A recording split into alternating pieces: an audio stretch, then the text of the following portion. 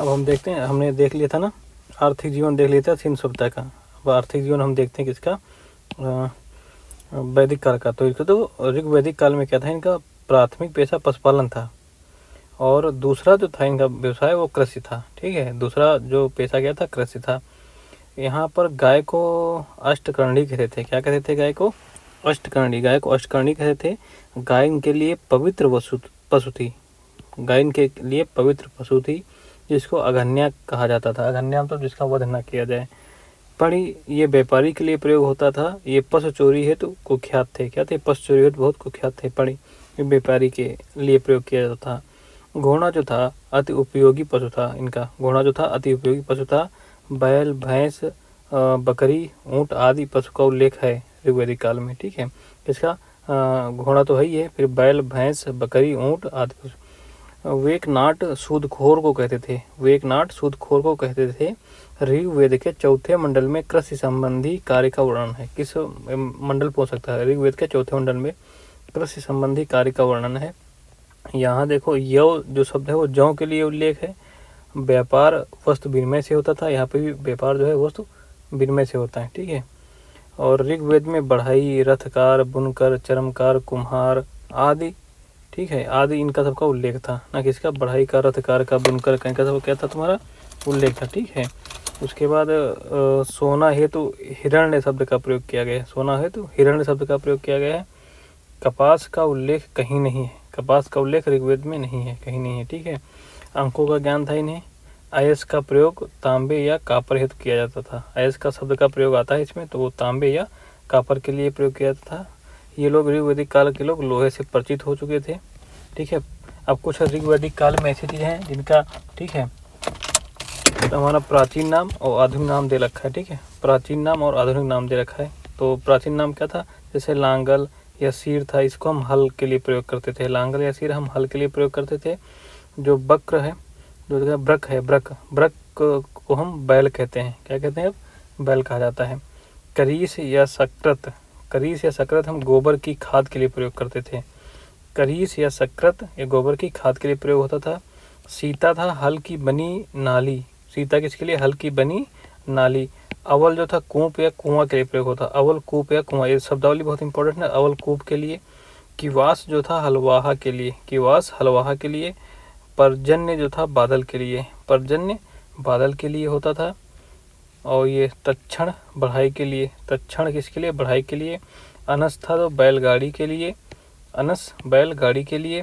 कुसीद, कुसीद था ऋण लेने व बलि देने की प्रथा। कुसीद क्या कहते थे? ऋण लेने या बल देने की प्रथा। तो ये हो गए हमारे पुराने और आधुनिक नाम, जो अब किस लिए, अब देखो ये हो गया इनका क्या कहते हैं, आर्थिक जीवन। अब आर्थिक जीवन हम किसका देखते हैं? उत्तर वैदिक काल का। तो उत्तर वैदिक काल का आर्थिक जीवन क्या था? इनका भी पहला पेशा कृषि ही था। शतपथ ब्राह्मण में 4 क्रियाएं का उल्लेख है। शतपथ ब्राह्मण में 4 क्रियाओं का उल्लेख है। वो कौन सी है? जुताई, बुआई, कटाई, मड़ाई।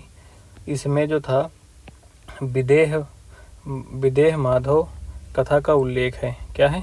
विदेह माधव कथा का उल्लेख है। ठीक है, स्पष्ट संपूर्ण गंगा घाटी में खेती होती थी। ठीक है, विदेह माधव कथा का उल्लेख है। विदेह माधव कथा जो उल्लेख किया गया है उसमें ये स्पष्ट है कि स्पष्ट रूप से संपूर्ण गंगा घाटी में खेती होने लगी थी उत्तर वैदिक काल में। ठीक है, लोहे को ये लोग श्याम अयस एवं कृष्ण अयस कहते थे। लोहे के लिए कौन से शब्द का प्रयोग करते थे? श्याम अयस एवं कृष्ण अयस। धान जो थी प्रमुख फसल थी इनकी। धान प्रमुख फसल थी। अतरंजी खेड़ा, ठीक है, अतरंजी खेड़ा में फर्स्ट टाइम कृषि संबंधी लोहे उपकरण का प्रयोग किया गया था। ठीक है, अतरंजी खेड़ा में फर्स्ट टाइम पहली बार कृषि संबंधी लोहे उपकरण का प्रयोग किया गया था। पूछ सकता है। 4 प्रकार के बर्तनों, मृत भांडों, ठीक है, 4 प्रकार के बर्तन मृत भांडों का उल्लेख है। काले व लाल मिश्रित कैसे थे वो 4 प्रकार के? पहले था काले व लाल मिश्रित थे, केवल काले थे। चित्रित धूसर थे, लाल मृत भांड थे। ब्राह्मण ग्रंथ में श्रेष्ठनी शब्द जो है वो व्यापारी, प्रधान व्यापारी के लिए प्रयोग हुआ। ब्राह्मण ग्रंथ में श्रेष्ठनी शब्द का जो प्रयोग हुआ है वो प्रधान व्यापारी के लिए प्रयोग हुआ है। निष्क, शतमान, पाद, कृष्ण और ये शक्तिक और गुंजा। ठीक है, निष्क, शतमान, पाद, कृष्ण, शक्तिक, गुंजा, ये सब माप की इकाइयाँ थी। किसकी इकाइयाँ थी? माप की। देखो निष्क जो है ऋग्वैदिक काल में स्वर्ण आभूषण, ठीक है। अब जो यहाँ पर, ठीक है, जो निष्क जो है यहाँ पर जो माप की इकाई है, ये ऋग्वैदिक काल में क्या था, स्वर्ण आभूषण के लिए प्रयोग होता था। अब ये एक मुद्रा बन चुकी है। उत्तर वैदिक में अब क्या बन चुकी है, ये निष्क, जो ऋग्वैदिक काल में ये स्वर्ण आभूषण के लिए प्रयोग होता था, अब ये निष्क क्या बन गई है, अब एक मुद्रा बन गई उत्तर वैदिक काल में आके। यहाँ पर मतलब मुद्रा का प्रचलन हो गया। तो अगर क्वेश्चन है मुद्रा का प्रचलन कब से शुरू हुआ, तो उत्तर वैदिक काल से मुद्रा का प्रचलन प्रारंभ हुआ है।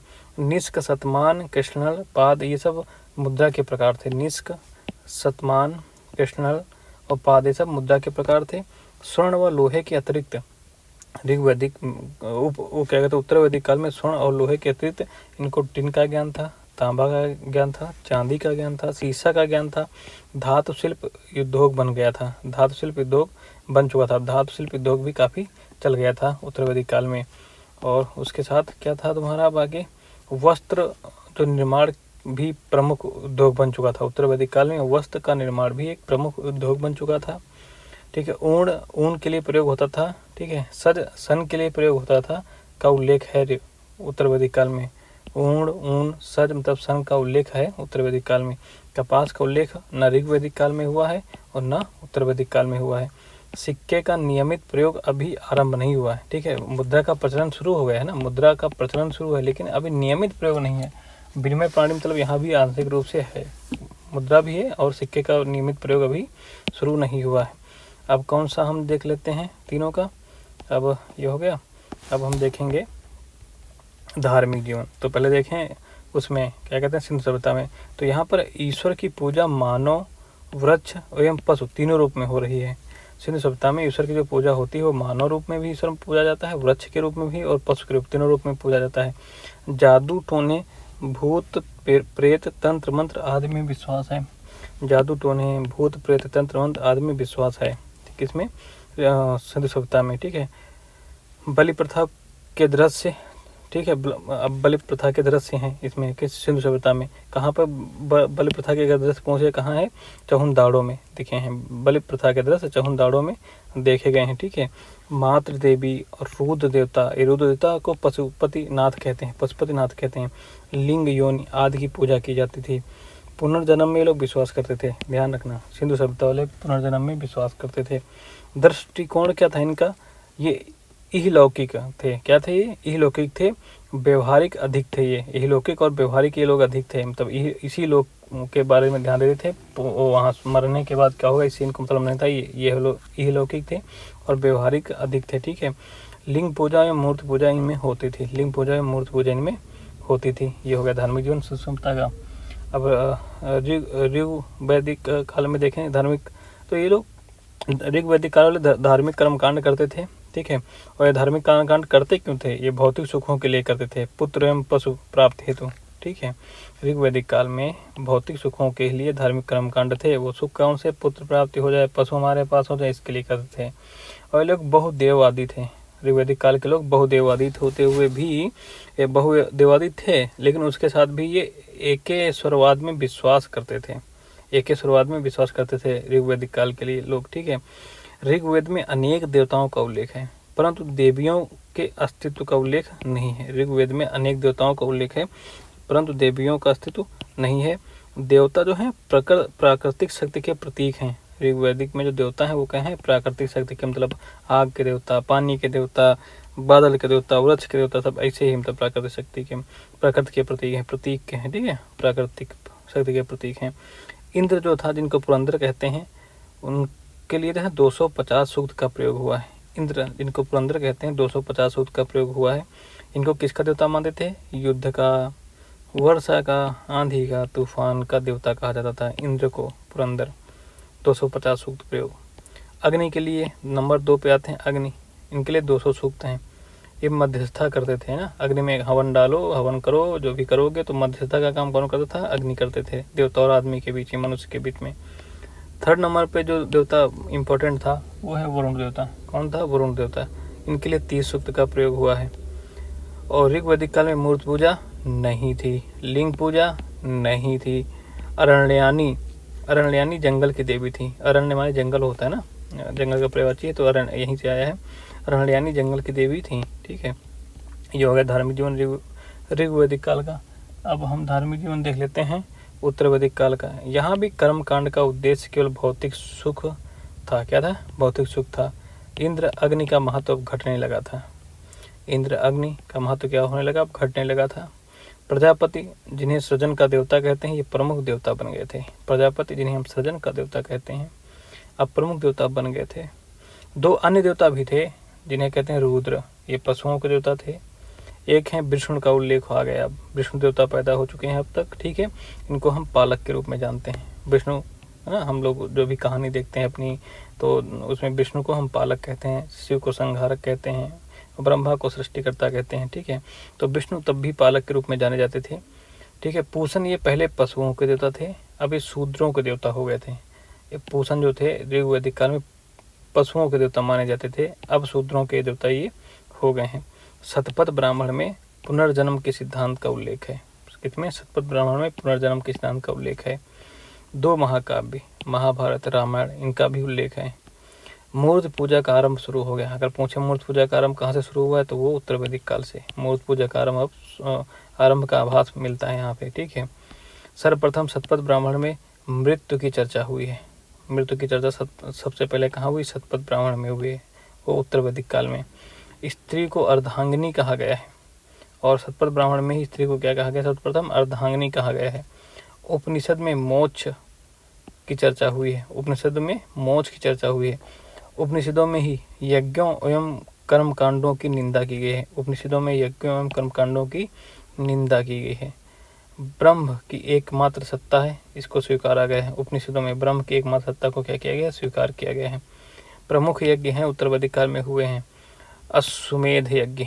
अश्वमेध यज्ञ में होता है सीमा वृद्धि हेतु घोड़े को स्वतंत्र छोड़ना। की सीमा वृद्धि हेतु घोड़े को स्वतंत्र छोड़ दिया कि जहाँ तक घोड़े को कोई रोकेगा नहीं, वहाँ तक राजा की सीमा है। जहाँ पर रोक लेगा तो उसको, जिस राजा ने घोड़ा छोड़ा, उसे युद्ध करना पड़ेगा। अगर ये घोड़ा छोड़ने वाला राजा जीत गया तो उसकी सीमा वहाँ तक भी हो जाएगी। राजसूय यज्ञ, ये सब इम्पोर्टेंट है। राजसूय यज्ञ में क्या होता है? जो राज्य अभिषेक से संबंधित है। ये वाजपेयी यज्ञ, ये शक्ति प्रदर्शन हेतु रथ दौड़ का किया जाता था। वाजपेयी यज्ञ में शक्ति के प्रदर्शन हेतु रथ दौड़ की जाती थी। पुरुष मेध यज्ञ, पुरुष मेध यज्ञ में राजनीतिक वर्चस्व हेतु स्वास्थ्य तथा विद्वान पुरुष की बलि दी जाती। स्वस्थ हो और विद्वान पशु उसकी बल दी जाती थी। देखो, पुरुष मेध यज्ञ में क्या होता है? राजनीतिक वर्चस्व हेतु बढ़िया तंदुरुस्त आदमी ढूंढो और विद्वान भी ढूंढो और उसकी बलि दे दो, ये प्रथा थी पुरुष मेध यज्ञ में। सौत्रामण यज्ञ, सौत्रामण यज्ञ में क्या होता था? पशु एवं सुरा की आहुति दी जाती थी। सौत्रामण यज्ञ में पशु एवं सुरा की आहुति दी जाती थी। अब देखो, अब देख लेते हैं कुछ दर्शन और उनके प्रवर्तक कौन है। देखो, चरवाक के प्रवर्तक हैं चरवाक। ठीक है, योग के पतंजलि हैं, सांख्य के कपिल हैं, न्याय के गौतम हैं, पूर्व मीमांसा के जैमिनी हैं, उत्तर मीमांसा के बदरायण हैं, वैशेषिक के ककड़ाद एवं उल्लूक हैं। तो चरवाक के कौन है? चरवाक, योग के पतंजलि, सांख्य के कपिल, न्याय के गौतम, पूर्व मीमांसा के जैमिनी, उत्तर मीमांसा के बदरायण, वैशेषिक के कड़ाद एवं उल्लूक हैं। ठीक है, ये ध्यान रखना। अब उसके बाद हमारा शुरू हो जाता है महाजनपद, तो अब हम अगले वीडियो में देखेंगे। जय हिंद, जय।